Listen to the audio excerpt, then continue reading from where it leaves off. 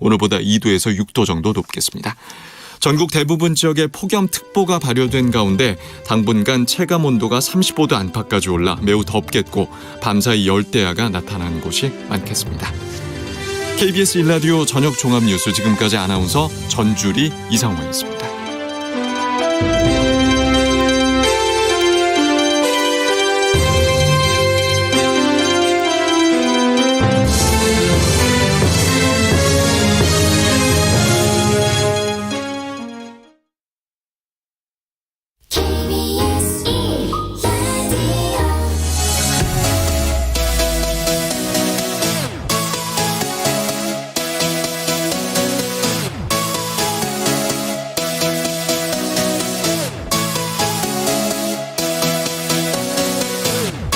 KBS 열린 토론.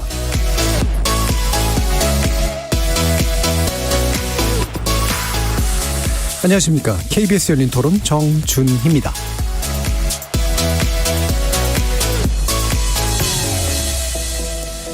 이번 주 금요일 KBS 열린 토론은 지적 호기심에 목마른 사람들을 위한 전방위 토크, 줄여서 지목전 토크 시간입니다.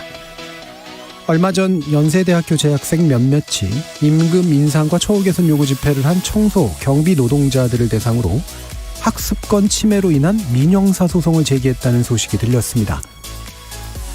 이들의 행동은 학생들 간의 의견 충돌로까지 번져서 학내에서 일어나는 집회와 시위에 대한 불편을 문제 삼는 쪽과 사회적 약자에 대한 공감과 배려를 중시하는 입장이 갈리고 있다고 하죠. 정작 문제 해결의 주체인 학교는 뒷짐을 지고 있고요. 연세대 청소노동자 고소 사건으로 보는 우리 사회의 단면, 그리고 공동체의 가치에 대해서 지목전 토크 일부를 통해 얘기해 보도록 하겠습니다. 자, 이번 달부터 전기요금이 인상됐는데요. 장마철 폭염과 습기에도 냉방기기를 돌리지 못하겠다는 분들 많으실 겁니다. 하지만 상대적으로 저렴한 전기료를 유지하기 위해 에너지 원가를 제대로 반영하지 못한 구조로 인해 누적된 문제, 그리고 닥쳐온 기후위기에 대응하기 위해서라도 전기료를 현실화해야 한다는 주장도 나오고 있죠. 게다가 전 정부의 탈원전 정책으로 인한 공급 부족이 결국 전기료 인상을 하지 않을 수 없겠다는 주장까지 더해지면서 정치적 논쟁으로도 비화하고 있는데요. 기후위기 그리고 전기요금의 문제, 지목전 토크 2부를 통해 전방위 토크 진행해 보도록 하겠습니다. KBS 열린 토론은 여러분의 주인공입니다. 문자로 참여하실 분은 샵 9730으로 의견 남겨주십시오. 단문은 50원, 장문은 100원의 정보 이용료가 붙습니다. KBS 모바일 콩 그리고 유튜브를 통해서도 무료로 참여하실 수 있고요. 이제 콩을 통해서 보이는 라디오로도 만나실 수 있습니다. 시민 논객 여러분의 뜨거운 참여 기다리겠습니다. KBS 열린 토론 지금부터 출발합니다. 살아있습니다. 토론이 살아있습니다. 살아있는 토론, KBS 열린 토론. 토론은 라디오가 진짜입니다. 진짜 토론, KBS 열린 토론.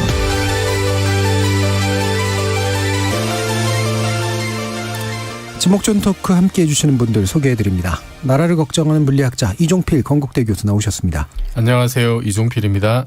사람, 사랑, 공감의 소설가 서유미 작가 나오셨습니다. 안녕하세요. 서유미입니다. 규정을 거부한다. 한국 여성 변호사의 손정혜 변호사 나오셨습니다. 안녕하세요. 손정혜입니다. 자, 오늘은 박한선 박사님의 부재로 대신할 분 모셨는데요. 먹고 읽고 여행하는 것을 즐기는 여행 작가이시자 의료익 인류학자이십니다. 이민영 문화인류학자 나오셨습니다. 네, 안녕하세요. 이민영입니다. 자, 이렇게 물리학자, 문화인류학자, 소설가, 법률 전문가까지 각기 다른 전공, 개성, 지식을 가지신 네 분의 출연자와 함께 만들어가는 지적 호기심에 목마른 사람들을 위한 전방위 토크, 줄여서 지목전 토크, 제작진의 픽부터 시작해보겠습니다. KBS 열린 토론. 그게 평생 시위를 하는 건 아니니까 소송까지 한 건 심한 것 같아요. 학습권이 저는 중요하다고 생각해요. 학교 내고 학교에서 나서서 그걸 잘 해결했으면 좋겠습니다. 샤워실 같은 경우도 뭐 방 한 칸 그냥 창고 뭐 하나 개조만 해줘도 충분히 될 것 같은데 말도 안 되는 요구 수준도 아니고 그 정도도 못 해주면 좀 과하지 않나. 엄청난 그 학습권을 침해할 정도였는지 저는 그걸 좀 묻고 싶었다는 생각이 듭니다. 정말 학교가 일단 나서야 되는 문제라고 일단 생각하고 학생들도 다른 사람의 입장에서 조금 생각을 해보고 일단 학습권이 당연히 우선이어야 되고 노동권은 그걸 훼손하지 않는 범위에서 좀 찾아가야 된다 이렇게 생각하고 있습니다. 서로 간의 사회가 이제는 자기의 목소리를 낸다라고 저는 생각하는 거죠. 그게 뭐 잘못됐다 이렇게 생각하지는 않아요. 예, 제작진의 픽은 연세대 청소 경비 노동자가 집회 시위하고 있는 것에 대해서 학습권 침해를 이유로 민형사상 소송을 제기했던 연세대 학생들의 이야기를 한번 나눠보려고 하는데 여러 가지 만감이 교차하지 않으실까 싶으신데요. 일단 학교에 계시는 이종필 교수님 말씀부터 듣죠. 저는 그 오징어 게임이 떠올랐어요. 예. 극한 상황에서 을들끼리의 대립 그런 모습이 좀 먼저 떠올랐고 그리고 또 하나는 그래도 이제 연세대생이면 우리 사회가 옛날보다는 이제 학벌 구조가 좀 많이 약해졌다고 하지만 네. 여전히 연대생 정도면 이제 예비 기득권이라고 봐야 되지 않는가라는 생각이 들고 그 세상 사람들이 기대하는 좀 그 명문대생에 대한 노블리지 이런 것도 좀 있는 것 같고요. 네. 뭐 그런 면에서 조금 아쉬운 점이 좀 있는 것 같고 이게 그 이제 고소한 학생 중에 이제 로스쿨 준비생도 있다고 예, 들었는데 예. 이게 이제 그 말하자면 이제 좀 법대로 하자 이제 좀 이제 이런 좀 느낌을 받았어요. 이게 사실 우리 일상생활에서도 그냥 법대로 하자. 예. 그 대통령께서도 이제 그런 말씀 자주 쓰시던데 그러면은 너무 정말 뭔가 좀 갈 때까지 간 그 이전에 뭔가 문제를 해결하기 위한 어떤 다른 노력들은 이렇게 얼마나 열심히 했을까라는 생각도 들고 그 이제 법은 도덕의 최상이다 이런 말도 이제 있더라고요. 그래서 법으로 모든 걸 다 해결할 수 있을까? 예. 그런 생각이 좀 들면서 마지막으로는 이제 학교 당국이 좀 적극적으로 나서야 되는 게 아니냐. 얼마 전에 타계하신 우리 강수현 배우가 돈이 없이 가오감냐 이런 네, 말씀하셨는데 연세대 정도면 돈이 없는 학교도 아닐 테고 돈 없다고 막 계속 그러고 있던데. 게다가 난 2월 적립금이 5천억이 예. 넘는다고 하는데 연대 정도면 돈이 없어도 가오가 없으면 안 되는 대학이잖아요. 예, 예. 그런 면에서 굉장히 좀 아쉬웠어요. 예. 가오라는 용어를 써주셨다고 예. 많은 시청자 좀 청취자 여러분들께서 멋으로 해달라고. 네네. 예, 인용구니까 인용구. 그렇죠. 예, 네. 인용구니까 허용이 가능하게 또 고맙습니다. 됐습니다. 자, 법대로 하시는 분. 아, 네. 하필 또 소송 고소하신 분이 이제 법학 적성 시험 아마 로스쿨 준비를 하거나 로스쿨 생기거나 그랬던 것 같아요. 그래서 그런 거 보면서 약간 그 20, 30대들이 과거에 유신 시절에도 데모가 있었잖아요. 그때 데모라고 표현했죠. 집회 시위. 수류탄 죄송합니다. 전쟁은 아니고요. 네. 최루탄. 네네네. 최루탄. 그렇게 시끄러울 때도 공부하는 법대생들이 있었거든요. 일부는 시위하고 일부는 도서관 가서 그렇죠. 공부하고. 근데 그때는 굉장히 부끄럽게 나만 공부하고 다른 네. 친구들은 가서 집회 시위하고 다른 사람들의 인권들을 위해서 싸우는 걸 굉장히 부끄럽게 여겼는데 이제 수십 년이 지난 지금은 내가 나의 장래를 위해서 공부를 해서 뭔가 직업을 찾기 위해서 열심히 공부를 하기 위해서 도서관에 있는데 밖에 그 사람들의 어떤 인권과 관련된 어떤 집회의 시위든 쟁의행위들을 했을 경우에 내 이익에 침해된다고 이렇게 당당하게 내 권리 주장을 하는 이 문화의 변화가 예. 새삼 놀라웠고요. 좋은 말로는 권리 의식이 향상됐다 이렇게 보입니다. 또 법조인들이 일조하는 것 같아서 예. 좋은 현상인 것 같기도 하고 예. 하지만 이제 얼핏 드는 생각은 우리 사회에서 직접 참여를 많이 하는 목소리들이 굉장히 높아지고 권리 주장을 굉장히 많이 하는데 약간 개인주의적인 성향으로 수렴하는 거 아닌가. 예. 그러니까 우리가 보통 공익소송이든 이런 것들은 굉장히 막 그 다양한 형태로 제기될 수 있는데 나의 이익을 침해해서 이 권리 투쟁하는 것이 조금 더 많아진 거 아닌가. 예전에는 확실히. 집회 시위, 쟁의행위 뭐든 하더라도 공동체의 어떤 공동의 가치가 있었는데 요즘에는 개인적 이슈로 이런 일들이 좀 많아지는 것 같아서 씁쓸하긴 합니다. 예. 권리 주장이라는 측면에서는 뭐 그래도 긍정적으로 봐주시긴 하는데 과연 그 충돌하는 권리를 어떻게 이해하고 해결할 것인가라는 문제에 대해서 법에 의존하는 것이 과연 언제나 올바르냐라는 공통의 문제의식은 있는 것 같아요. 서유미 작가님. 네, 저도 이제 매일 집회에 여는 시위 노동자분들도 좀 이해가 되고, 좀 공부하는 데 방해된다. 4월부터 이제 매일 네. 했기 때문에 학습권을 침해받는다라고 하는 학생들도 이해는 돼요. 근데 보통 좀 약간 의식의 흐름이 왜 이렇게 시끄럽지? 라고 보통 하면 집회를 하는구나. 그럼 집회 왜 하지? 이런 것들을 주장하시는구나. 뭐 최저임금이라던가 뭐 샤워실 설치라던가 네. 이런 걸 보면 아니 이걸 근데 왜 학교가 안 해주지? 라고 학교가 안 들어주니까 집회가 계속 되는구나. 이 회로를 좀 따라가기 마련이라는 생각이 드는데 저는 되게 좀 놀라웠던 게 왜 이렇게 시끄럽지? 집회를 하는구나. 내가 비싼 등록금 내고 공부하러 왔는데 왜 이렇게 시끄럽게 너무 불공평하잖아. 네. 라고 고발로 가는 게 좀 저는 너무 단순한 회로가 아닌가. 되게 명확하지만 단순한 회로가 아닌가라는 좀 생각이 들어서 뭐라 그럴까요?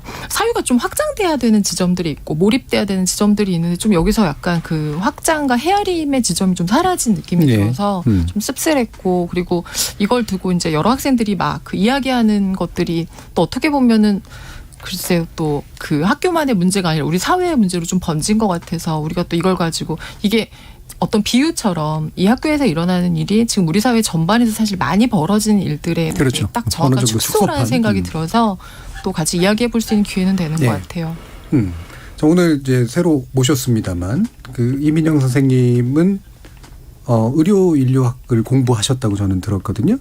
진화 심리학도 이제 자셨고 또 여행 작가이시기도 하고 이 문제를 어떻게 다루실까가 굉장히 궁금합니다. 그래서 네, 지금은 관광인류학 박사 논문을 쓰고 있는데요. 그러세요? 예, 한 장의 주제가 미디어화에 대한 거예요. 미디어화요? 예, 그래서 저는 미디어가 왜 이렇게 보도할까 이런 식으로 생각을 좀 많이 하는 편인데 이게 딱 미디어가 좋아할 주제여서 과잉 대표되는 주제 같아요. 예. 그래서 공부만 잘하고 개념 없고 이기적인 명문대 학생 딱 이렇게 악마화 약간 하고 그다음에 사회적 약자인 노동자들 이렇게 대립 구도를 만들면은 이게 클릭수가 잘 나오기 때문에 미디어에 너무 보도가 많이 된 것 같고요.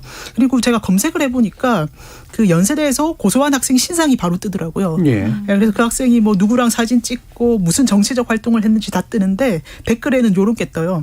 저 사람 정치 커리어 만드네요. 관종이네요. 예. 요즘 저렇게 해서 정치 입문하죠. 이런 식으로 냉소를 많이 하더라고요. 그래서 이 학생도 어쩌면은 작전이 있어서 욕먹을 각오를 하고 자기 이름을 띄우기 위해서 자기 정치 커리어를 만들기 위해서 예. 이런 식으로 고소까지 간 게 아닐까. 이런 생각도 해봤고요. 예. 그래서 그 학교나 아니면 우리 사회의 하청 구조 이렇게 본질적인 문제를 건드리지 않고 언론에서 너무 소비되기 좋은 방식으로만 보도하는 것도 좀 문제가 아닐까 이런 생각을 해봤습니다. 언론에서 소비되기 좋은 방식으로만 보도한다. 그거는 이제 약간 보도가 원래 그런 거라. 네. 네. 미디어화라고 하는 게 이제 미디어에게 잘 반영되도록 하는 문제이기도 하고 그게 다시 사회에 재반영되기도 하고 이런 거잖아요. 어떤 면에서 보면 이걸 한 주체들이 바로 그 부분을 염두에 두고 있는 것 같다라는 그런 말씀 좀 주셨는데 자 그러면 이게 이제 보니까 어떤 이해 충돌 내지 권리 주장이 이제 대립하고 있는 것이냐를 좀 알아볼 필요는 있을 것 같아요. 일단 법적인 검토를 좀 해주시죠. 일단 사실관계 먼저 정리를 해드릴게요. 지난 4월부터 연세대에 이제 청소하시고 경비하시는 노동자들이 시급 400원을 인상해달라, 인력을 충원해달라, 샤워실 설치 등을 해달라라고 이제 요구를 하면서 매일 이제 학내에서 집회를 열고 있는 상황입니다. 그러자 이제 지난 5월 한 달 정도 겪은 이모 씨 등 재학생 3명이 이제 집회 소음 너무 과다하다, 학습권이 침해된다라는 이유로 업무방해 혐의 등으로 이제 고소장을 접수했고요. 집시법도 위반했다 이렇게 고발장을 접수를 했습니다. 나아가서는 서울 서부지방법원에 이제 손해배상 청구를 하면서 이 시위로 인해서 내 개인권이 침해됐다, 학습권 침해받았고 스트레스를 받았다, 수업료, 정신적 손해배상, 정신과 진료비 등 639만 원 상당을 지급하라는 소장을 제출했고요. 이 소장은 그 노조에서 직책을 맡은 2명의 이제 노동자들을 상대로 제기가 된 상태였습니다. 그러면 변호사로서 보시기에 이게 뭔가 성립하나요? 네, 사실은 이게 불법 행위가 돼야지만 위자료나 불법 행위에 따른 손해배상을 지급하는 거잖아요. 그럼 이렇게 노동자분들이 학교 내에서 집회하는 것이 집시법을 위반한 불법 행위냐 이거를 이제 먼저 검토해 볼 여지가 있는데 사실 선례들이 좀 많고 이미 판례가 좀 어느 정도 정의가 된 거라서 이 노동자분들은 원래는 학교에 그 소속되어 있는 분들은 아니고 말하자면 하청업체 소속인데 이제 학교 내에서 하는 것이 적법하냐 그 장소적인 문제는 적법하다는 게 이제 대법원의 판례라서 장소적 문제는 없고 그럼 이렇게 쟁의행위잖아요. 노동자들이 근로상권을 주장하기 위해서 이제 근로 조건을 인상하기 위한 투쟁을 우리가 이제 쟁의행위라고 하는데 이 쟁의행위 자체에 불법성이 있느냐? 그러면 이제 수위 난도를 넘어선 합리적이지 않은 폭력적인 집회나 시위냐 쟁의행위가 있었느냐인데 또 그런 사정은 많이 보이지 않아요. 조금 시끄러웠을 뿐 그래도 이제 학습 시간이 아니라 가급적 뭐 점심 시간에 이제 한다던가 또 이제 도서관 방향이 아닌 다른 방향으로 확성기를 둔다던가 이런 식으로 조금 위험이나 소음을 회피할 수 있는 노력들을 또 하셨다라고 하더라고요. 그러면 통상적인 쟁의행위를 넘어선 불법성까지 있어 보이진 않는다. 그러면 결국은 이거는 노동권에서 보호되는 쟁의행위라고 볼 여지가 현재로서는 좀 더 많지 않을까 생각이 들고요. 하지만 학생들이 학습권을 침해받는 거는 또 명백해서 근데 그 부분은 이제 수인한도 이론이라고 하잖아요. 수인할 수 있느냐. 그럼 데시벨이 얼만큼이었느냐. 이런 게 측정되어 있는지는 모르겠어요. 근데 측정했다고 하더라도 그렇게 높지 않았고 그렇게 가혹하게 높지 않았기 때문에 또 대다수 또는 일부 연세대 학생들은 우리가 오히려 지지해야 된다 이런 목소리가 나오지 않았을까 생각이 들어서 제가 볼 때는 기각대락률이 한 조금 훨씬 많다 생각합니다. 그러니까 보면 기존 사례들이 없지 않고 판례도 이미 수립되어 있는 것들이 있고 그래서 결국 말씀해 주신 것처럼 법적 다툼으로 들어가면 상당 부분 사실은 성립되기 좀 어려운 이제 측면들이 있는 것 같아요. 물론 이제 실제 사실관계에 대한 확인을 더 해봐야 되겠습니다만 로스쿨 준비생이라서 판례를 좀 알 것 같았는데. 그러니까 이게 실질적으로 내가 금전적인 배상을 끝까지 받기 위함이냐 아니면 이 액션을 통해서 어떤 행동을 제재하거나 상징적인 메시지를 전달하려고 한 것이냐 후자 쪽으로 저는 보고 있습니다. 그게 아까 이제 이민영 선생님하고도 약간은 견해가 일치하는 그런 부분이 있는데 물론 이건 우리의 심증이긴 합니다만 그래서 이게 저는 이건 법적 문제로 이게 접근하기보다는 노동권 학습권이라고 얘기하지만 우리가 공정의 감각, 우리가 가지고 있는 어떤 나름의 공정함에 대한 감각 측면에서 이런 구도가 지금 맞는 구도인가라는 데 대한 좀 의견으로 한번 여쭙는 게 좋을 것 같아요. 이종필 교수님 어떠세요? 저도 그 학습권과 노동권의 충돌이라고 이제 크게 보도가 되는데, 근데 이게 이제 전형적인 이제 을들의 대립을 부각시키는 어떤 그런 좀 프레임이라는 생각이 들고, 사실은 그 학교라는 공간 안에서 그 이제 일하시는 분들 여러 형태로 일하시는 분들이 있는데 그분들의 노동권과 수업을 받는 학생들의 학습권은 사실 본질적으로는 서로 상충하는 게 아닌 것 같거든요. 제가 보기에는. 그분들의 노동권은 넓게 봤을 때 학생들의 학습권의 일부라고 봐야 되지 않느냐. 왜냐하면 그분들이 인간다운 조건에서 노동을 할 수 없었을 때 과연 학생들이 쾌적한 환경에서 정상적인 수업을 받을 수 있겠느냐, 공부를 할 수 있겠느냐, 이걸 따져봐야 된다는 거죠. 사실 2011년에도 이제 연세대에서 아마 신촌 캠퍼스였던 것 같은데 청소 노동자들이 파업을 해가지고 막 열흘 가까이 한 것 같은데 그때 이제 쓰레기 대란 이런 문제가 또 화제가 됐었죠. 그래서 뭐 학생들이 화장실에도 못 가고 학생회관 이용에도 굉장히 큰 불편을 겪었고, 그러니까 이게 그 노동자들이 정상적으로 노동권을 이렇게 보장받지 못하는 상황에서 결국은 학생들도 피해를 보게 된 전형적인 사례였고, 지금도 지난 6월 달에 연대 송도 캠퍼스에서도 청소 노동자들이 청소 거부를 해가지고 또 쓰레기 대란이 좀 있었다고 그래요. 바로 지난달에.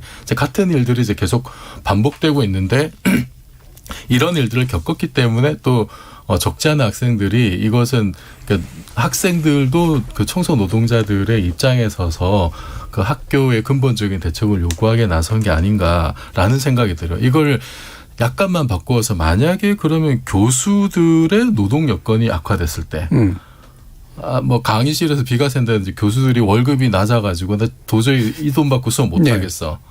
뭐 연구실에 지금 뭐 비세고 쥐가 출몰해서 내가 지금 나 수업 못해 이렇게 나왔을 때 뭐 굉장히 좀 억지성이 상상할 수 있겠습니다만 그런 상황이었을 때 그러면 학생들이 그것 때문에 수업을 못 받으면은 그러면 과연 학생들이 교수를 고발했을까? 오히려 학교에 대고 더 큰 소리를 냈을 것 같거든요. 아니 왜 교수들이 정상적인 상황에서 수업을 진행할 수 있는 요건을 학교가 왜 안 만들어줬는지 분명히 이런 얘기가 나올 거라고요. 근데 지금 청소 노동자도 마찬가지라는. 학생들은 너무 믿으시는 것 같은데. 아니 저는 우리나라 대학생 정도면은 뭐 그 정도 상식을 갖지 않을까라는 생각이 좀 들고, 그래서 저는 그 그러니까 교육이라고 하는 것이 도서관에 가서 책 보고 법조문이 있는 것만 교육이 아닌 거잖아요. 예, 예, 예. 대학 생활을 한다는 것은 사회생활을 하는 거고 그 노동자들의 노동 현실 그리고 그것을 둘러싼 쟁의 행위 또 그것이 어떻게 해결되는가 그 과정 자체가 저는 하나의 큰 수업이라고 보거든요. 그거를 그 대학 구성원들이 어떤 식으로 풀어 나가느냐라고 그렇죠. 하는 것이 그 대학의 품격과 대학의 어떤 전반적인 실질적인 교육의 어떤 그 질이 아닌가. 네. 라는 생각이 들어요. 이런 면에서 정말 이제 누차 말씀드리면 연세대 당국의 어떤 조치는 참 좀 안타깝습니다. 예. 안타까운 걸 좀 약간 넘어서는 것 같아요. 지금 원청 문제가 있는데. 자, 서유미 작가님. 네, 저도 기본적으로 이제 학생과 학교 내에 일하시는 모든 노동자분들은 사실 공동체라고 생각해요. 네.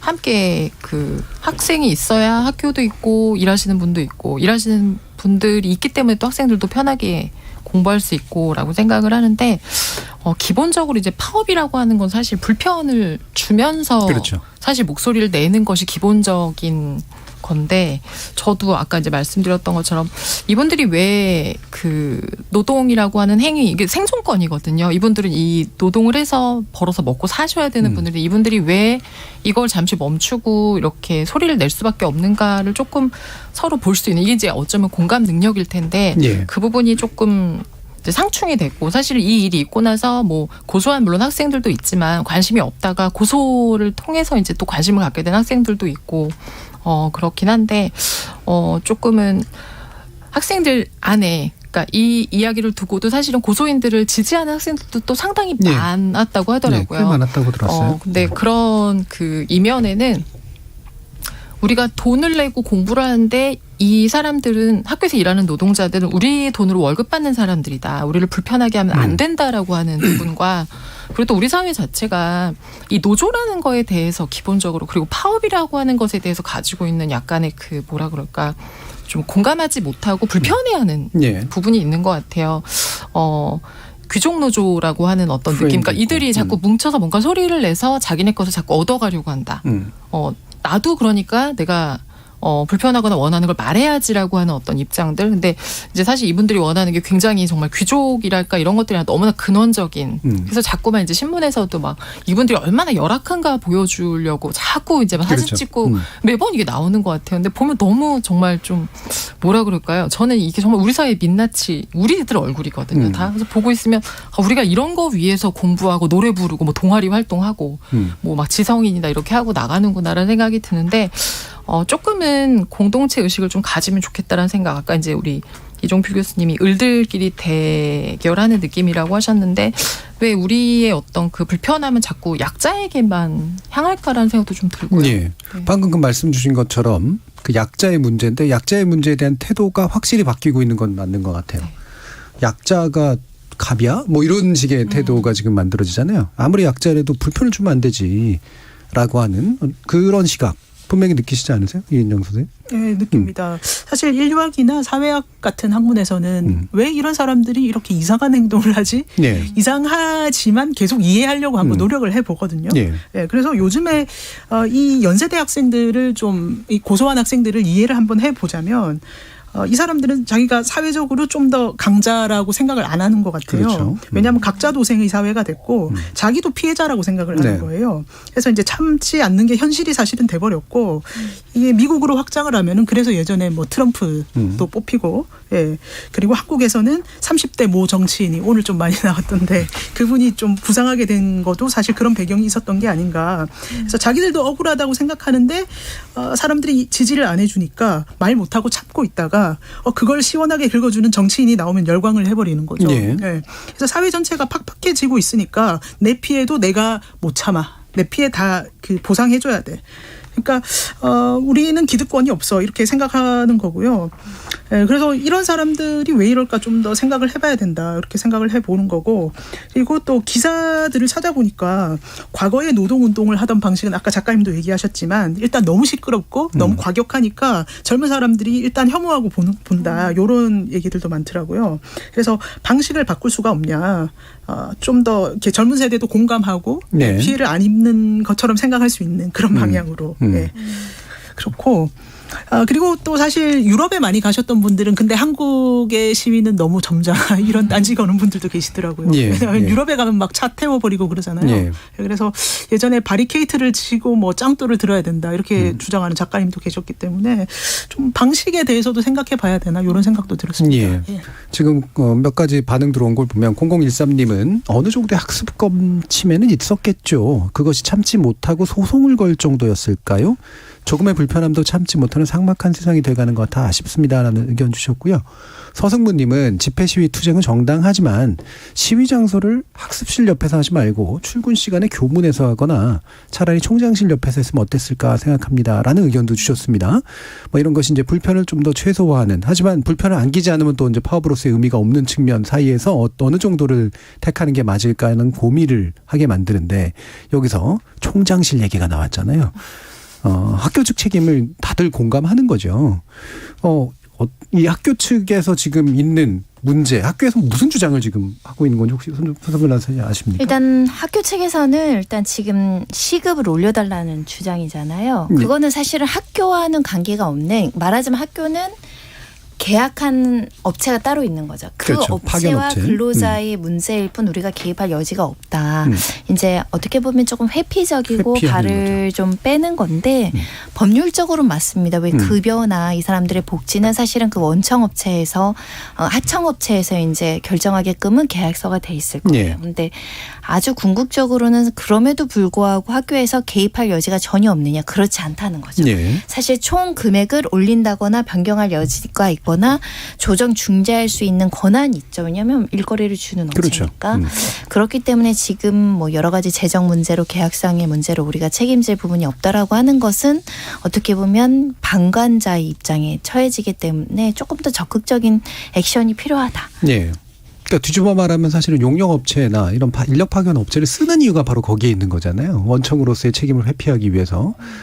그래서 학교가 이러는 건 참 보기가 안 좋은 것 같은데 딴 데가 뭐 그런 것도 이해하는 건 아니지만 어떠세요? 네. 한국의 대학 현실이 예. 좀 나쁜 점을 말씀드리자면 좀 학생들을 이렇게 어떤 수익의 대상으로만 보는 예. 좀 그런 면들을 많이 느껴져요. 여러 면에서.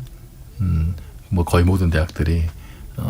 그래서 사실은 뭐 2월 적립금이 얼마인지도 정확하게 모르고 그러니까 학교를 운영하는 궁극적인 목적이 뭐 인재를 양성하고 뭐 사회 기하고 이런 것보다도 이제 뭐 재단의 어떤 뭐 수익을 높이기 위한 것에 너무 많이 가 있지 않느냐라는 네. 느낌이 들 때가 있어요. 그 사실 우리나라 사립대학들 같은 경우는 이렇게 뭐 회계나 이런 것이 썩 투명하진 않잖아요. 뭐 역사가 뭐 100년 이렇게 넘어가는 그런 대학들도 이렇게 뭐 늘 재단 정식으로 문제 회계 나오고. 감사를 예. 받고 이랬던 것이 굉장히 이제 극히 최근의 일이 걸로 알고 있고, 대학생들 입장에서는 한 해 등록금이 뭐 비싼 경우에 1,000만 원 넘어가고 이제 이런 예. 걸로 알고 있는데, 그럼 내가 쓴 돈이 이 지금 소를 제기한 학생들도 내가 지금 낸 등록금으로 청소 노동자들 월급 받아가는데 왜 수호권 침해냐 이런 그렇죠. 주장을 펴잖아요. 근데 그걸 조금 더 확장하면은 지금 학생들이 그렇게 많은 돈을 내는데 그걸 학교에서 도대체 어디다 어떻게 쓰는지 그것에 대한 정보가 사실 투명하지 않거든요. 예. 투명하지 않고 그러면 그 돈을 대체 어디다 썼길래 왜 청소 노동자들이 지금 21세기에 샤워실 하나 없냐. 그래서 이런 문제 제기까지도 사실 나올 수밖에 없는 거죠. 근데 예. 학교 입장에서는 그런 것보다는 어떻게든 이제 다른 정말 사기업처럼 비용을 절감해서 수익을 높이려고 하는 것을 지상과제로 삼고 있는 게 아닌가. 예. 지금 행태들을 보면은 예. 제가 무려 11년 전에 비슷한 일이 신촌 캠퍼스에서 있었던 일을 다시 상기시켜 드리는 이유가 그때하고 지금하고 근본적으로 달라진 게 없다는 얘기잖아요. 도대체 대학은 뭘 했냐는 거지. 예. 그래도 대한민국을 대표하는 명문사학인데 이래도 되는 건가. 예. 그러니까 이게 이제 지금 연세대 학교 측에서 쓰는 논리가 기본적으로 우리는 이제 이거에 관여할 수 없다. 이게 가장 큰 논리고, 혹여라도 이걸 조금이라도 올리게 되면 우리가 그 비용을 감당할 수 없다. 게다가 연세대는 본교뿐만이 아니라 이제 분교라든가 병원이라든가 이런 데 다 파급 효과가 있기 때문에 전체로는 더 감당할 수 없다. 이제 이런 식의 논리를 쓴단 말이에요. 어떻게 보세요? 사실은 그 계약서에 보면은 이런 쟁행이나 집회 시의 책임도 사실은 하청업체가 지도록 되어 있습니다. 네, 네. 사실은 모든 면에 있어서는 그렇죠. 원청인 학교는 책임지지 않는 게 가장 유리한 구조로 설계되어 있기 때문에 사실은 법률적으로 그렇게 하는 게 맞습니다. 그런데 말씀드린 것처럼 우리나라를 대표하는 또 사학 중에 하나고 학교고 여러 가지 이제 인권 충돌에 있어서 학교가 해야 될 사회적인 역할이라는 게 있잖아요. 네. 법률적인 의무가 있는 게 아니라 사회적인 의무와 책임감을 다하는 측면에서는 물론 그 요구하는 대로 400원을 다 올려주진 않을 수도 있어요. 이분들도 이걸 다 올려받을 거라는 기대로 집회 시위를 시작하지 않았을 수도 있거든요. 근데 중재안은 나올 수 있잖아요. 그게 사실은 학생들이 바라보는 어른의 역할일 수 있거든요. 예를 들면 샤워실? 그러니까 네. 여름에 더우니까 샤워실 설치해달라는 거잖아요. 학생들은 충분히 대화 토론으로서 학생들이 쓰는 공간 하나 뺄 수 있습니다. 그리고 십시일반 여러 가지 자금으로 마련해서 금전적인 지원을 학교 재단 돈으로 하지 않더라도 공간을 마련한다거나 아이디어가 나올 수 있잖아요. 예. 그런 노력조차 안 한다는 것은 사실은 이것을 학생들의 학습권이 침해되는 것을 방관하면서까지 이익을 지키려는 아까 제가 개인주의적이라는 표현을 썼는데 조직 이기주의밖에 설명이 안 되지 않을까 그런 생각을 한번 해보고요. 우리 사회가 집회 시위에 대한 민감성이 굉장히 커졌어요. 사실은 이 문제와 별개로 집회 시위 때문에 너도 나도 불편하다는 목소리는 많이 나오고 있는데 그게 이제 사회적 소수자들이 하는 집회나 시위일 경우는 우리가 암묵적으로는 묵인을 하게 되는 거고 예. 그런데 이게 장기화되면 이게 또 터져 나와서 공격을 하게 되는 양상을 띠거든요. 그래서 사실은 저는 이번 기회에 좀 기준을 마련했으면 좋겠다. 어느 시위는 엄청 비판적이고 어느 시위는 엄청 관대하고 이런 것도 존재하기는 사실은 어렵잖아요. 예, 예. 누군가 공익이란 게 무엇이냐 퍼블릭이란 걸 물어보냐 그러면 사람마다 다 다르거든요. 개인이 모여서 사람이 많으면 그게 공익이냐 사회적 약자가 모여야 공익이냐 그럼 사회적 강자가 모여서 옳은 가치를 이야기할 때는 그건 또 공익이 아니냐. 예. 뭐 여러 가지 주제가 있을 수 있어서 그 목적, 방법, 행태, 기간에 따라서 우리가 이거 어떻게 바라봐야 될지 좀 논의가 돼야 되지 않을까 생각이 들고 사실 이거는 2달 정도 이루어지고 뭐 그래서 그렇지 만약 이게 6개월을 그랬다. 그러면 사실은 이 노동자분들도 비판에 직면하게 되거든요. 스스로도 생계도 어려워죠. 네, 그래서 사실은. 그런 부분들에 대한 좀 사회적인 토론, 뭐 기준 이런 게 좀 생겼으면 좋겠습니다. 네. 6173님이 이번 논란 관련해서 필수 노동, 육체 노동을 경시하는 한국 사회에 대한 글을 읽었는데요. 공감이 갔습니다. 사실 고임금을 받고 동경하는 화이트 칼라 직군보다 필수 육체 노동이 사회가 원활하게 작동하는 데 더 필수적인 일들일 텐데요. 말이죠. 또 오경님은 이런 의견을 주셨어요. 우리 사회가 3명의 고발에 집중하기보다는 문제의 근본을 파헤쳐 해결하려는 노력을 얼마나 하고 있는지 묻고 싶습니다. 이게 아까 또 임은영 선생님이 얘기해 주셨던 미디어화의 굉장히 중요한 단면이에요. 사실은 이걸 제대로 된 비례로 반영하고 있는 것 같지는 않아요. 분명히.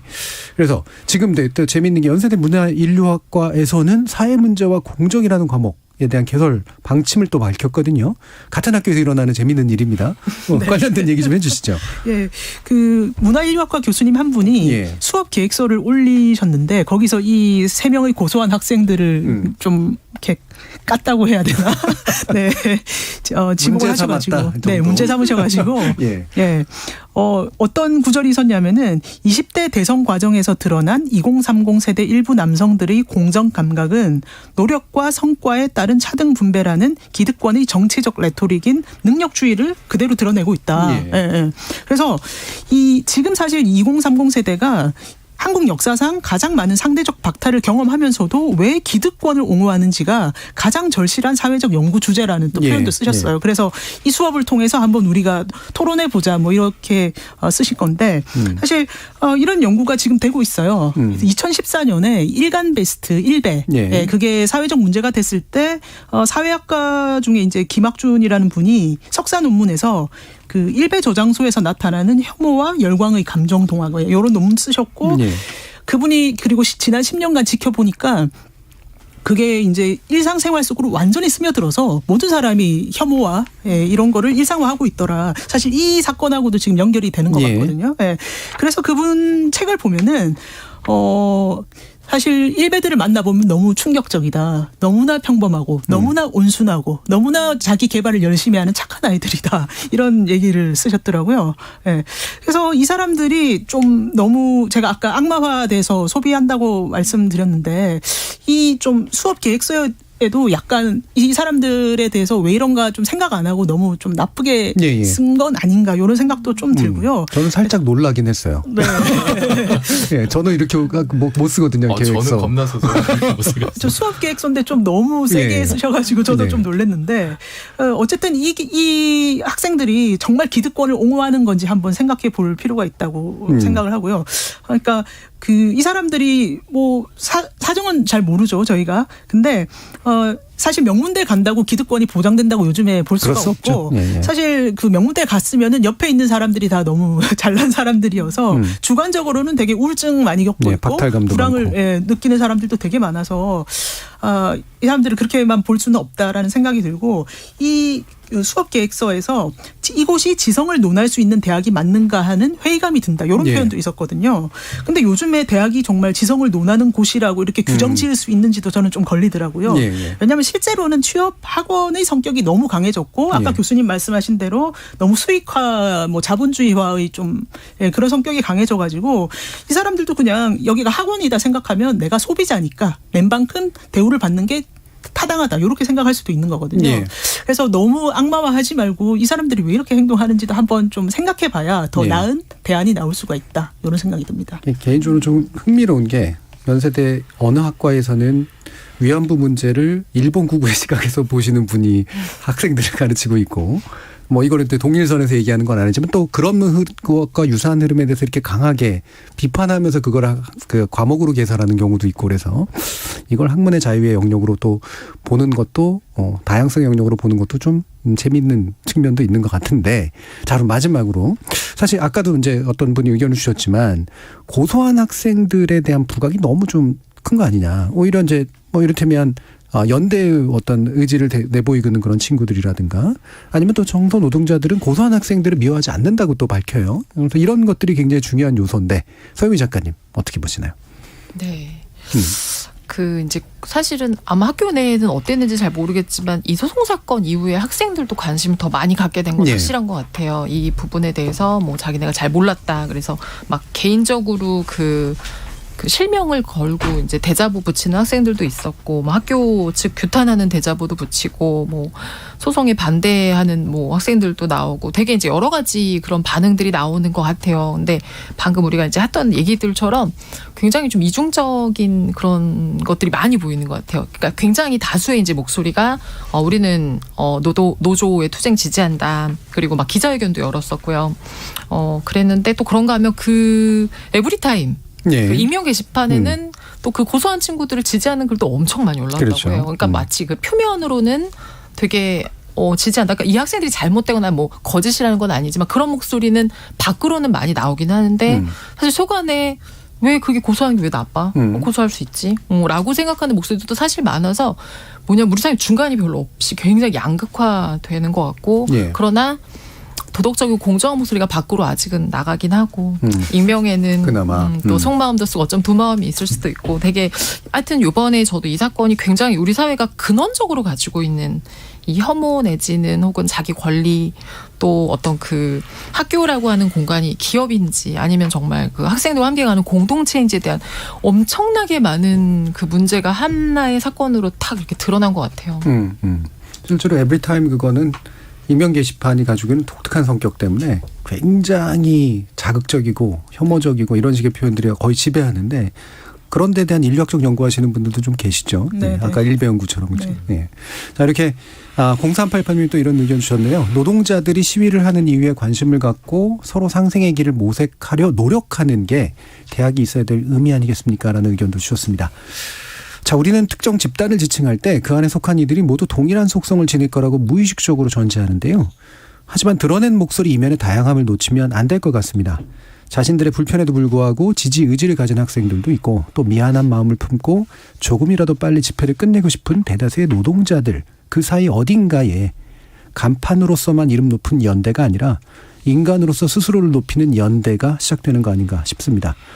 지목전 제작진의 픽 이곳으로 마치겠습니다. 여러분은 지금 KBS 열린 토론과 함께하고 계십니다.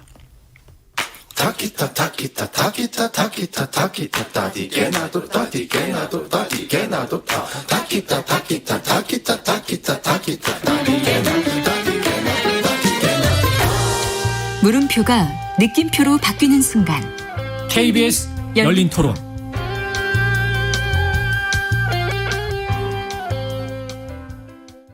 돈 벌리는 거는 괜찮고 전기요금 같은 거 다 오르니까는 안 좋죠. 에어컨 킬 거 선풍기 켜고 그렇게 하고 사는 거지 뭐. 원래 아꼈었는데 뭘 더 이상 어떻게 아껴? 좀 덜 들려고 하긴 해요. 근데 너무 더웠다 보니까 애라고 돈 생각하고 어떻게 해야겠어? 틀지? 글쎄 올랐으면 오르는 대로 살아야지 어떡하겠어. 다 적자라잖아 한전도 지금. 탈원전 정책이 전기 올린 거는 다른 법이죠. 그래서 탈원전 정책이 잘못된 거지. 안 오르는 게 없잖아요. 그죠? 전기뿐 아니고 다 오르니까 생활하기가 진짜 힘들죠. 대한민국이 굉장히 전기세가 싸요. 세계적으로. 꼭 그 탈원전 때문에 전기세가 올랐다고 생각하진 않아요. 원전이 전기 생산의 상당수를 차지하고 있어서 요금이 오르는 건 필연적인 부분 같아요. 그런데 위험성 때문에 이제 계속 줄여가는 추세니까 그렇게 감안을 하면서 살아야 되는 부분인 것 같아요. 지적 호기심에 목마른 사람들을 위한 전방위 토크. 이민영 문화인류학자, 물리학자이신 이종필 건국대 교수, 소설가 서유미 작가, 손정희 변호사 이렇게 네 분과 함께하고 있습니다. 우리 만나본 시민들의 목소리가 평소보다도 훨씬 더 되게 본심이 담겨있는 듯한 되게 생생한 그런 목소리를 들려요. 전기료를 이종필 교수님이 이제 픽해 주셨는데 엄청나게 물리학적인 주제를 가지고 오셨어요. 네. 그 사실 이번 장마도 보면은 이제 비 엄청 오다가 폭우와 폭염이 이제 번갈아 계속되고 있고, 그래서 이것도 결국은 이제 기후 위기 때문에 기상 이변의 어떤 형태로 드러난 게 아닌가라는 생각이 들고, 점차적으로 이제 폭염 일수는 이제 계속 증가하는 추세인 것 같고 열대야도 늘어나는 것 같고요. 그러면 결국 이제 여름철 전력수도 늘어날 수밖에 없고, 보니까 어제 7월 7일 오후 5시에 이제 최대 전력수요 역대 최고치를 또 찍었다고 하고, 그 공급 예비율이 7.2%, 이게 10% 정도는 유지를 해야 한다고 하는데 상당히 좀 아슬아슬한 데까지 갔던 것 같고, 이게 원래는 이제 다음 달 둘째 주 정도 돼야 이 정도 갈 걸로 예상을 수치라고 합니다. 한 달 정도 빠른 거죠. 그래서 거기다가 이제 뭐 지금 여러 가지 유가도 오르고 전쟁도 나고 해서 전기요금은 오른다고 하고, 지금 말씀하셨듯이 7월부터 이제 전기요금이 4.3% 올라서 4인 가구 기준으로 한 달 1,500원 인상이라고 하는데 제가 이제 혼자 사는데 제 전기요금은 4인 가구 요금과 비슷하더라고요. 아, 그래요? 저도 어이가 없어서. 그래서 아니, 무슨 불을 전기로 떼세요? 아니, 그래서 저도 평소에도 정말 1,000원 아끼려고 한 달에 전기요금 1,000원 아끼려고 별짓을 다 해봤거든요. 근데 이제 쉽지가 않아요. 그런데 지금 1,500원 인상한다고 하니까 저도 굉장히 지금 이거 어떻게 올여름 놔야 되지 막 걱정도 많이 되고. 근데 전기를 또 이제 많이 흥청만큼 쓰는 거는 또 이제 사실은 뭐 기후위기나 이런 걸로 봤을 때 또 좀 바람직한 것 같지는 않고, 근데 또 이 더위에 살긴 살아야 되고 올여름 어떻게 날지 같이 좀 고민을 해보자라는 생각에서 이 주제를 제시했습니다. 거의 출연자의 픽이 시민들의 목소리를 듣는 교수님이 집에서 혹시 전기레인지로 밥을 많이 해 드시는 거 아니에요? 전기레인지, 전자레인지, 전기? 네. 전기 스토브도 있고 전자 렌지도 있고 가끔 쓰죠. 아, 그래요? 그럼 에어컨을 많이 쓰시는 걸로. 자, 이게 그 전기료에 대한 마음이랄까, 느낌이랄까, 이게 또 각자 입장에서 조금씩 다른데, 직접 이게 전기료 지불하시고 그러나요? 이제 관리비에 저희 포함돼서 나오는데 많이 나오는 편이에요. 우리 집은 이렇게 불 꺼져 있는 거 무서워하는 아이들도 있고 각종의 전자기기 많아서 많이 나오는데 이제 더 많이 오르겠구나 그런 생각이 들어서 그럼 뭘 아껴볼까 싶은 고민도 많이 드는데 이게 사실 일시적인 문제가 아닌 것 같고 계속적으로 발생할 문제 같아 해서 좀 걱정이 됩니다. 사실 대선 기간에 아리백 문제도 나왔었고 여러 가지 신재생 관련한 아이디어들은 굉장히 많은 것 같은데 현실적이진 않고 우리 주변에서 가장 현실적인 전기가 이렇게 계속 올라야 된다, 오를 수밖에 없다, 더 높아질 것이다고 하니까 위기감이 좀 생기긴 합니다. 네. 그 저희 집 그 전기 그 집에 있는 아파트에 있는 패널에 보면 당신 가구는 옆 가구보다 얼마나 더 쓰고 있습니다 이런 거 나와요. 정말요? 그래서 굉장히 긴장하게 만드는. 그래서 왜 최근에 그 뭐 전기료에 대한 약간의 왜 이웃보다 덜 쓰면 더 감면해주겠다라고 하는 정책 쓴다고 그러잖아요. 그 효과가 있을지는 잘 모르겠습니다만 이호 담당자라고. 이민영 선생님은 어떠세요? 저는 한 10일 전에 실존적인 질문에 부딪혔는데 예. 스마트워치로 제가 수면 체크를 다 하거든요. 아하. 근데 잠을 점점 잘 못 자고 있더라고요. 예. 그래서 에어컨을 켜고 자야 하는구나 싶어서 이제 켜고 자봤더니 수면 점수가 훨씬 높아요. 그래서 근데 뭐 한 달에 1,500원이면 사실 싼 비용 아닌가라는 생각이 들고요. 상대적으로. 제가 내일 좋은 컨디션을 유지해서 뭔가 하고 싶은 걸 다 할 수 있는데 오늘 뭐 피곤하게 잤다. 이걸 대립해봤을 때 하루에 내가 얼마까지 더 낼 수 있을까. 그래서 잘 잔다면 최소 5,000원은 낼 수 있다. 예. 별다방 커피 한 잔. 그러면 한 달이면 15만 원이잖아요. 예. 그래서 그런 계산까지 해봤고 지금 예. 에어컨을 켜고 자고 있습니다. 예. 방금은 전공이 합리적 경제학자의 말씀이었습니다. 설미 작가님은. 저는 정말 다음 달 전기요금 얼마나 나올지 약간 설렐 지경이에요. 두근두근. 그런 지경인데 여기 전기요금, 가스요금 이제 다 오른다고 그래서 저희도 되게 많이 나와요. 저희는 옆집하고는 안 나오고 저희 단독이니까 뭐 지난달, 작년 뭐 월 대비 뭐 몇 % 상승입니다. 이렇게 막 빨간 글씨 같은 걸로 써 있어요. 근데 저도 이제 전기요금 많이 오른다고 얘기하고 저는 뭐 진즉에 키고 잤어요. 키고 잤는데 이제 제가 하는 생각은 이제는 하는 일 없이 불 켜고 에어컨 켜고 그러면 안 되겠다. 잘 때는 켜더라도 좀 할 일 없을 땐 자야겠다. 저는 새벽에 이제 자다가도 깨서 에어컨 켜놓고 불 켜놓고 멍하게 잘 앉아 있거든요. 근데 그거 안 되겠구나. 멍육병이 아니라 돌아다니는 게 아니고 그렇지 않고 가만히. 그거 안 얌전한 되겠구나. 종류네요. 생각이 들었어요. 불을 켜면 창에 반대로 제가 비쳐요. 그렇죠. 근데 그 순간이 되게 좋아요. 다 자고. 그래요? 안 무섭고요? 그 순간 되게 좋아요. 근데 그 낭만을 버려야 되지 않을까 하는 생각이 들면서. 근데 그래요. 아까 1,500원 정도 오른다라고 했을 때 사실 되게 얼마 아닌 것 같긴 한데 전기요금이 사실 모든 것의 시작인 것 같더라고요. 가스도 오르고 다 오르니까 이제 그런 것들이 이제 막 이렇게 모이면 사실 서민들에게는 좀 이 물가 상승이라고 하는 게 좀 크게 다가올 수 있을 것 같아요.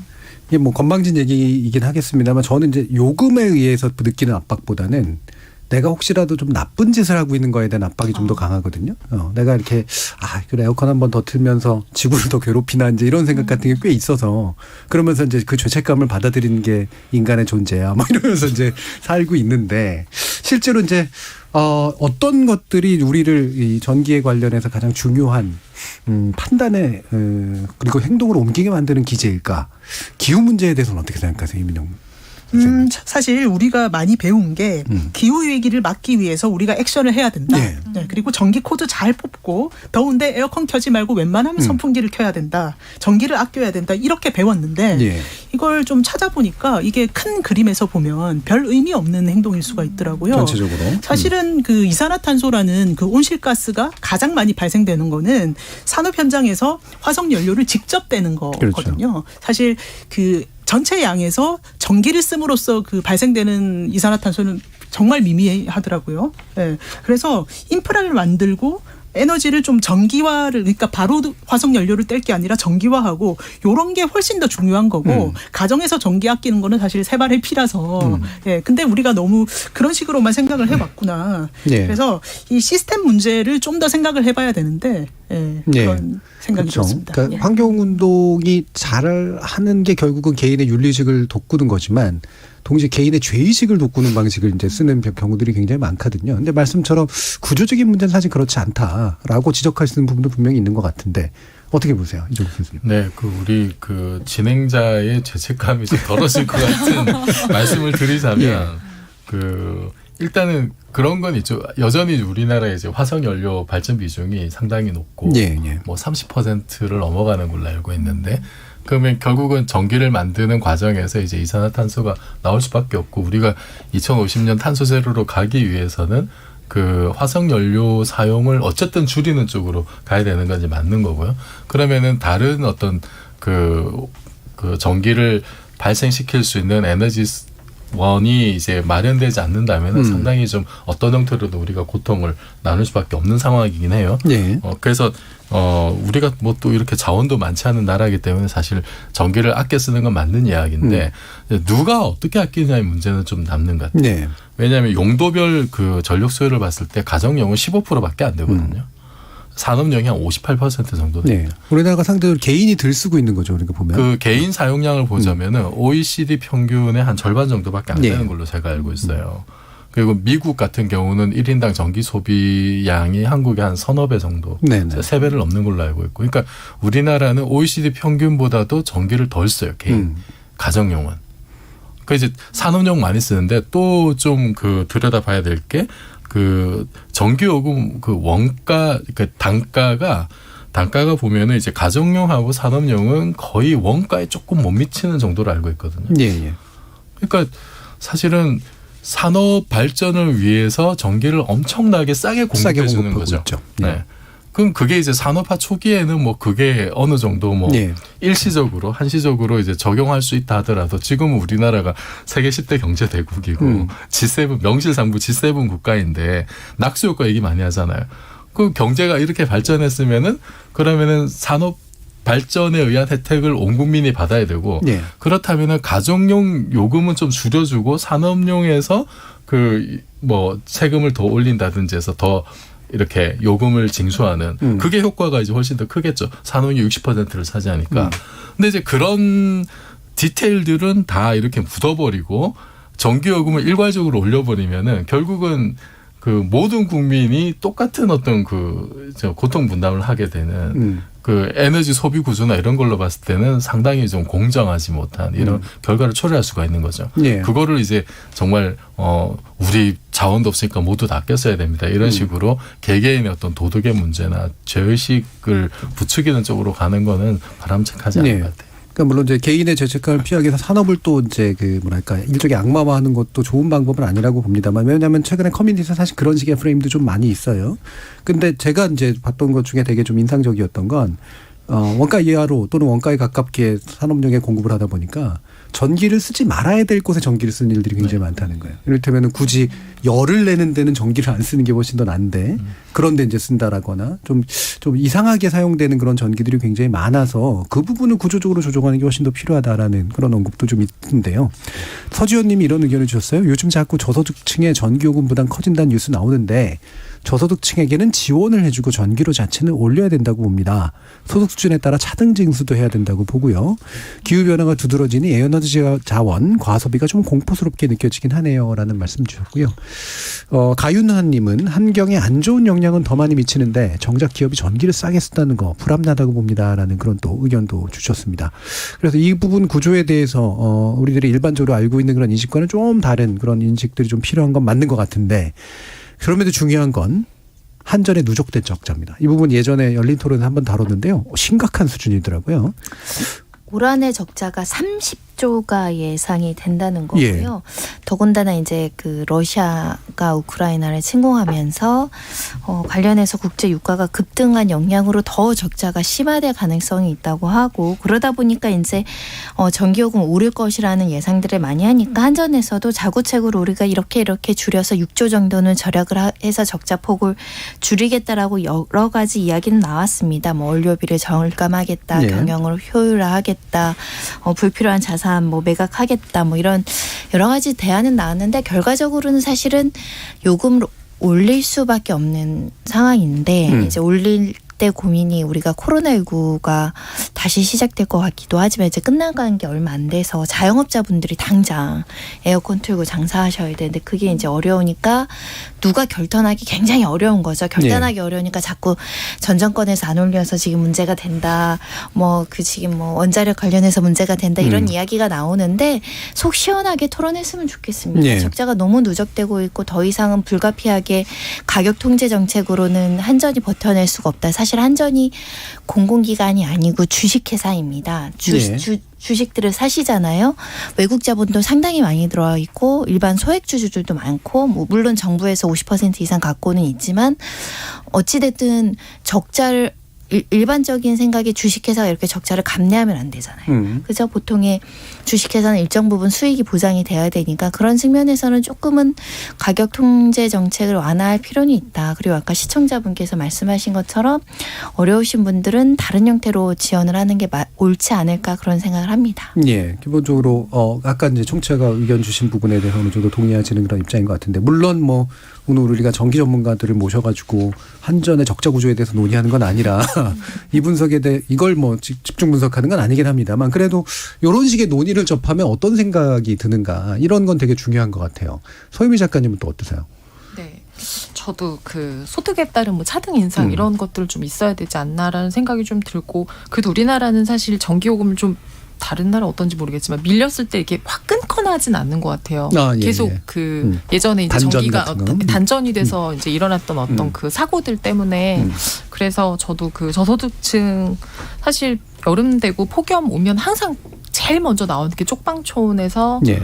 그 더위와 싸우시는 분들 그리고 이제 더위 때문에 죽는 분들 올 여름이 길고 이제 더울 거라고 하는데 우리가 이제 개개인으로서 그 전기요금 인상에 대한 어떤 그런 공포도 있지만 사실은 저는 이 지금 우리가 이제 전기 얘기하는 게 아까 사실 연세대 그 노동자분들 이야기하고 사실 또 다 있다는 생각이 들어요. 우리가 개인으로서 내가 한 달에 얼마를 더 지급하면 나는 좀 쾌적한 생활을 할 수 있어와 함께 그러나 그렇게 할 수 없어서 내가 이렇게 시원하게 공부하는 강의실 밑에서 지하에 그 노동자들이 내가 버린 쓰레기 쓴 화장실 청소하시고 와서 좁은 공간에 10명씩 앉아서 선풍기도 없이 있다라고 하는 것이 우리가 함께 있는 공간에서 그렇죠. 일어나는 일들이거든요. 그래서 저는 이렇게 약간 얼마 오를 거야. 너 쓰면 어떻게 돼라고 하는 공포 쪽으로 가기보다는 이런 아까 우리 손정혜 변호사님 얘기하셨지만 근원적으로 올릴 수밖에 없는데 어떻게 하면 함께 그리고 뭐 이런 것이 올랐을 때 사용할 수 없는 사람들 그러니까 아끼는 사람들이 더 아껴야 되는 이제 구조로 가게 되니까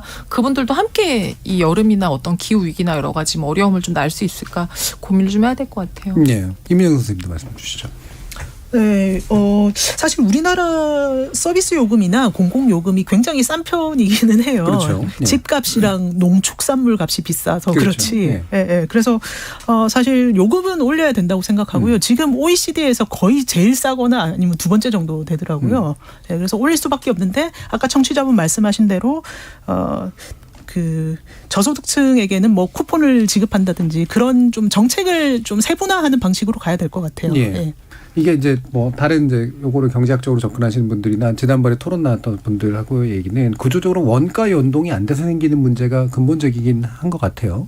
그래서 지금처럼 갑자기 막 오를 때 그걸 바로 가격에 반영할 수 없기 때문에 생기는 구조적인 적자가 있는데 이거를 사실 언젠가는 정부가 메꿔주는 방식으로 대충 눈에 안 보이게 처리를 하죠. 일반인들한테 받아가지고 하면 이제 정부가 무너질 수도 있으니까.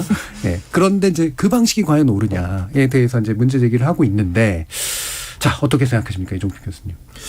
그 이제 연료비 연동제를 예. 도입을 하긴 했는데 이게 보니까 이제 뭐 분기별로 플러스 마이너스 3원, 예. 뭐 1년에 뭐 5원 정도의 예. 그것도 공식이 있어요. 좀 예. 제한을 좀 해놨고, 네, 한전 같은 데서 이제 적자를 다 메우려면은 한 10배 정도, 33원 정도 올려야 된다.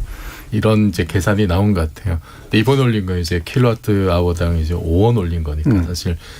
적자를 메우는 데에는 뭐 한 6배 정도 모자라는 액수이긴 하죠.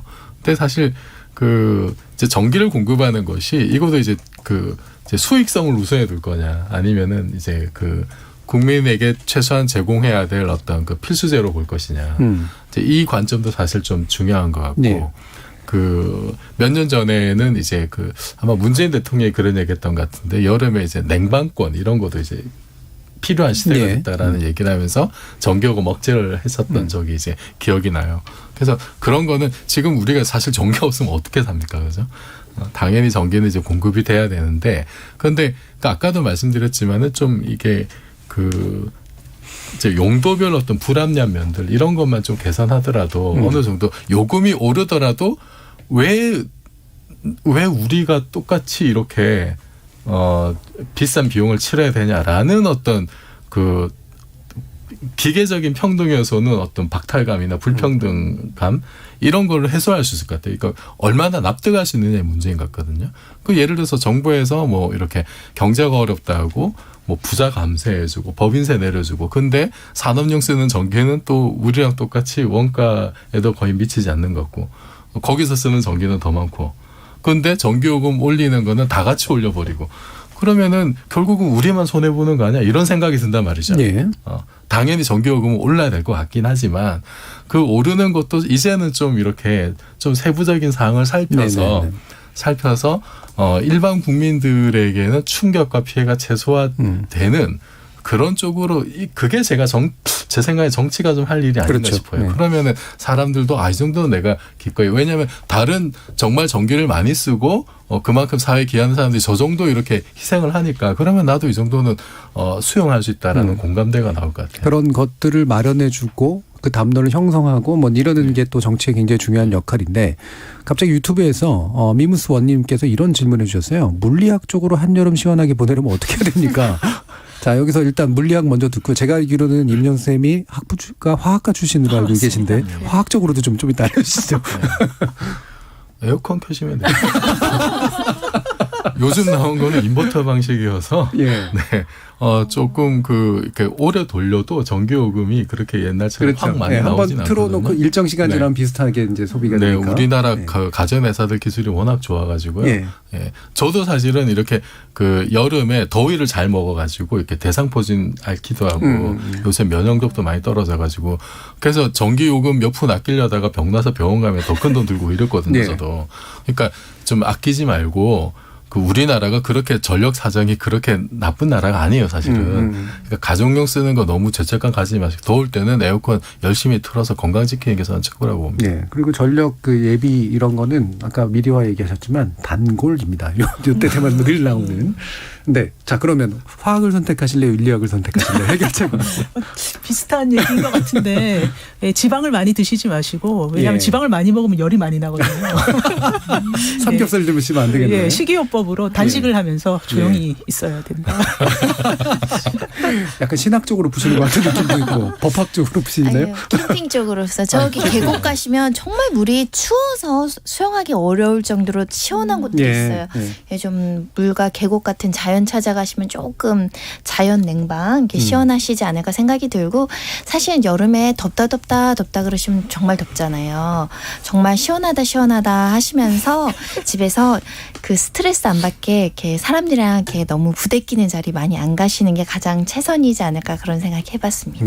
저는 제가 언론학을 전공했으니까 덥다 생각하지 말고 춥다고 생각하시라고 설득하지 줄 알았더니 그건 근데 사실은 아니었네요. 저는 최근에 이거 주제 잡히면서 무슨 기사를 봤냐면 외국에 있는 기업들이 데이터 센터를 어디다 만들어야 되는데 맞아요. 데이터 센터들은 직원들이 별로 없잖아요. 센터만 만들면 되는데 다른 나라로 가려다가 우리나라로 왔다는 거예요. 네. 싸서 네. 전기가 너무 싸. 그거 산업용 보니까 전기가. 약간 배가 아파서 산업용 전기도 올려야 되나 그런 생각이 들었는데 아마 전문가들이 그런 솔루션을 훨씬 더 디테일하게 잘 하지 않을까 생각이 들어서 전문가들이 좀 많이들 정부에 제안해주고 의견을 내주면 좋지 않을까 생각해봤습니다. 자, 여름 더위에 대한 문학적 해결책은 어떠십니까? 서영민 작가님. 그냥 에어컨 아래에 책을 읽어라. 아이스 아메리카노 네. 마시면서 예. 책 보는 게 최고인 것 같아요. 네. 좋아하는 음악 들으시면서 실제로도 그렇게 여름 나세요? 많이 그러죠. 네. 그리고 자다가 깨서 창문 보고 그렇죠. 네. 자, 그럼 이제 마지막으로 남은 문제가 결국에는 그래도 어쨌든 에너지 정책을 어떻게든 잘 짜서 에너지 공급 자체는 안정화하되 기후위기 문제도 같이 좀 대응을 해야 된다라고 하는 것은 굉장히 중요한 이제 공통적인 이슈인 것 같거든요. 현재 우리나라 정치가 이 부분을 좀 제대로 해결하고 있는가, 제대로 들여다보고 있는가, 말씀 좀 주시죠. 손 변호사님 어떻게 생각하세요? 저는 너무 헷갈려요. 어느 정권은 탈원전이라고 다 가동을 이제 중단시키거나 축소시켰다가 또 정권 바뀌니까 갑자기 방향이 달라지니까 그에 따른 사회 경제적인 비용의 낭비가 너무 심각한 거 아닌가 예. 그런 생각이 들어서 다시는 이런 일이 없었으면 좋겠다라는 생각 많이 해봤습니다. 사실은 그런 정책을 입안하는데 용역 비용만 쓴 게 얼마며 다시 추진하는데 다시 이것을 바꾸는데 쓰는 비용이 얼마일 거며 이게 가치를 추산하면 우리가 전기세 좀 아끼려고 막 에어컨 껐다 켰다 하는 거 생각하면 정말 속상한 일이 너무 많이 벌어지는 네. 것 같고요. 정말 전문가들 의견을 많이 들어야 된다고 생각합니다. 그래서 여러 가지 의견들이 있을 것 같고 정책 전문가들이나 정치인들은 전문가는 아니잖아요. 근데 과감한 결정이라는 미명하에 너무 결단을 내리려는 거, 사실 결단을 내리기보다 유보하면서 지켜보면서 사실은 적응해 나가는 것도 우리 사회에 필요할 텐데, 특히 탈원전과 관련해서는 너무 정부가 오르락내리락 하니까 국민들로서는 좀 불안합니다. 네, 그러니까 결국 이제 원전을 매개로 에너지 정책을 짜는 데 있어서 어떤 이념적 내지 현실적 입장을 가지느냐가 굉장히 큰 정책 차이를 이제 불러일으켰는데, 둘 다 어쨌든 뭔가 너무 선명하게 결정을 하려고 한다. 뒤집든 아니면 밀고 가든 간에. 자, 이종석 교수님. 지금 전기요금 인상의 원인이 탈원전이라는 보도들도 많이 나오는데요. 네. 사실 원래 문재인 정부에서 했던 탈원전은 굉장히 약한 탈원전 계획이거든요. 제가 이야기로는. 실제로는 탈원전이라고 붙이면 안 되는 정책이었죠. 60년 정도 걸리는 거고 이게 핵심이 뭐냐면은 신규 원전 안 짓고 노후화된 거 연장 안 한다는 거예요. 네. 그래서 사실은 계획대로 스케줄을 보면은 올해나 내년까지 오히려 원전 기수가 늘어납니다. 줄어드는 건 몇 년 더 있다가 이제 줄어들기 시작을 해요. 그래서 사실은 탈원전이 시작되지도 않았어요. 시작되지 않았고 탈원전 때문에 이제 설계 중단된 게 이제 신한으로 3, 4억이 있는데 그거 짓는데 우리나라가 세계 평균보다 더 빨리 지어도 한 4년 8개월 정도 걸립니다. 그러니까 그것도 사실은 그 지난 정부의 탈원전 때문에 뭐 영향을 주는 요소는 아닌 거죠. 그리고 이제 정규 원전의 가동률이 70% 정도 떨어졌는데 그게 탈원전 때문이 아니라 안전 기준이 강화됐기 때문에 월성 원전 같은 데서 이제 방사성 물질이 누출이 된 게 이제 드러났다라든지 이런 것 때문에 검사 기간이 늘어나고 이러면서 가동률이 떨어진 거거든요. 그러니까 사실은 원전을 계속 돌리기 위해서도 안전 기준은 강화될 수밖에 없는 거고 그런 요인으로 이제 그 원전 가동률이 떨어져서 상대적으로 유가 영향을 많이 받아서 전기요금 올라간 것이지. 그래서 원인에 대해서 너무 정치적인 어떤 이유를 가져다 대려는 게 아니냐. 그리고 지금 세계적인 추세가 어떠냐면은 이미 풍력 태양광만 합쳐서 전 세계 평균 발전량이 10.39%인데 이게 원전이 10.35%예요. 작년에 이미 초과를 했습니다. 초과를 했고 그리고 해외는 발전 단가가 태양광이 원전보다 싸요.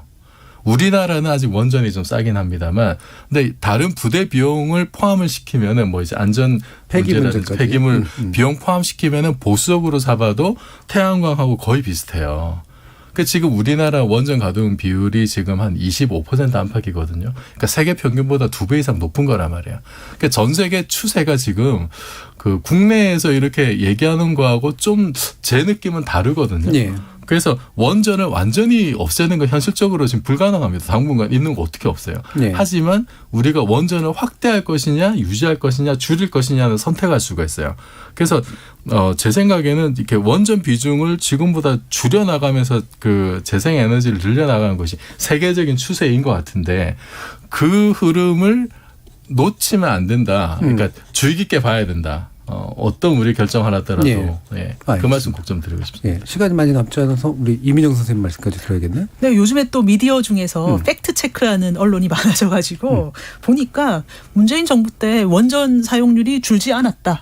그냥 계획만 있을 뿐이고 사실 왜 전기 요금이 올랐냐? 직접적인 원인은 천연가스 가격이 너무 올랐고 신재생 에너지는 이제 가려고 하면은 국제적인 방향으로 가려고 하면은 투자를 해야 되잖아요. 그 투자한 것 때문에 좀 많이 오르는 것뿐이지 원전 때문은 아니다. 이런 식으로 체크한 데가 되게 많이 있고요. 제가 관심 있는 거는 이 미국을 비롯한 그 국제적으로 헤게모니를 진 국가들에서 세계를 통제할 방법을 계속 찾아내잖아요. 그래서 아까 얘기했던 노동자들 그런 노동 유연화, 하청주고 이런 것도 그런 부분인데 이제 에너지 산업으로 자꾸 세계를 통제하려고 하잖아요. 그래서 그런 국제적인 움직임을 정말 잘 보고 정책을 잘 만들어서 가야 될 것 같아요. 사실은 이 정책이 과학이나 이런 거에 토재를 둬서 이념으로 결정하는 것 같지만 중간에 사실 이해관계가 많이 끼어듭니다. 그래서 누구의 이해관계가 끼어들고 있냐도 사실은 많이 봐야 돼서 이 부분은 사실은 언론 보도에서는 잘 안 나오는 것 같아요. 그래서 실제로 숨은 이해관계 같은 것들이 어떤 건지 잘 지켜보면 좋을 것 같습니다. 자, KBS 열린 토론 격주 금요일로 만나 뵙고 있는 지적 호기심에 목마른 사람들을 위한 전방위 토크, 줄여서 지목전 토크. 오늘은 네 분과 함께 연세대 청소 노동자 고소 논란과 전기료와 기후위기에 대해서 토크 진행해봤습니다. 소설가 서유미 작가, 손정혜 변호사, 이민영 문화인류학자, 이종필 물리학자, 건국대 교수 네 분 모두 수고하셨습니다. 감사합니다. 감사합니다. 세상 그 어떤 일도 결국에는 정치를 거치지 않을 수 없겠지만 세상 모든 일이 정치의 시선에서 접근되는 건 바람직하지 않습니다. 기후위기 문제, 에너지 문제는 모두 정치가 해결해야 하죠. 하지만 또 그걸 정치적 이익의 소재로 삼아서는 곤란합니다. 그런데 현실은 거꾸로인 것 같죠. 모든 걸 자기 이익을 위해 정쟁화한 결과로 정작 책임은 지지 않고 문제 해결로부터는 더 멀어지게 하는 정치. 아무리 냉소하고 싶지 않아도 냉소하게 만드는 건 결국 누구의 탓인 걸까요? 지금까지 KBS 열린 토론 정준이었습니다.